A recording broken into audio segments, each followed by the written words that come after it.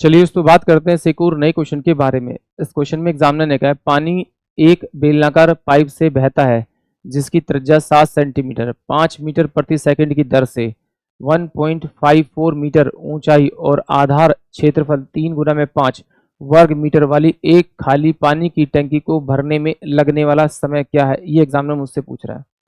तो देखिए एग्जामिनर ने कहा एक पाइप है ये इस तरह से,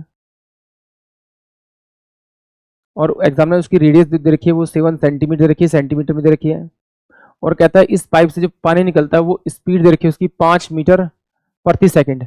अगर मैं इसको x मान लूं कि वो x टाइम लेगा इससे पानी निकलने में, तो x टाइम लेगा तो ये इसकी यहां से तक लेंथ आ जाएगी। अब एग्जामिनर कह रहा है कि भाई इस पाइप से जो टैंक भरा है वो क्या है, वो इस फॉर्म में है। अब कहता है इस टैंक को भरने में से कितना समय लगेगा, ये एग्जामिनर मुझसे पूछ रहा है। यानी कि सिंपल सी बात, इसका वॉल्यूम आप इसके वॉल्यूम से कंपेयर कर दीजिए, x की वैल्यू निकाल लीजिए तो आपका टाइम आ जाएगा। यानी कि इसका वॉल्यूम होगा पाई आर स्क्वायर एच बराबर में क्या होगा L इंटू में B इंटू में आपका H।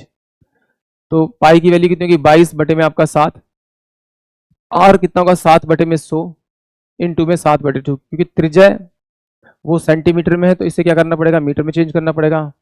और H क्या है मेरे पास में आपका 5 इंटू में x, ये बराबर होगा किसके 3 इंटू में 5 इंटू में 154 बाय में 100 के बराबर होगा, एग्जामिनर ने दिया हुआ है।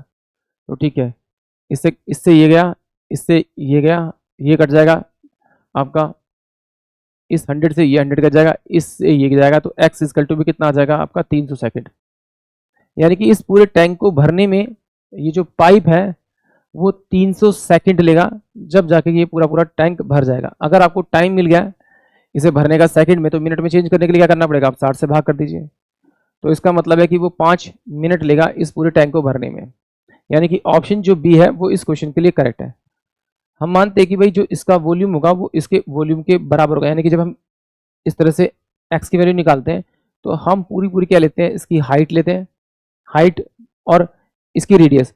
तो मुझे इसकी स्पीड दे रखी थी, स्पीड में कितना था 5 मीटर प्रति सेकंड, तो मैंने माना कि x टाइम, तो x इंटू में 5 से मल्टीप्लाई करूंगा तो ये इसकी लेंथ आ जाएगी। अगर ये इसकी लेंथ आ गई तो इसका वॉल्यूम आप इसकी वॉल्यूम से कंपेयर कर दीजिए, आपको आपका टाइम मिल जाएगा। यानी कि ऑप्शन बी। आई होप आप सभी को क्वेश्चन समझ में आया होगा।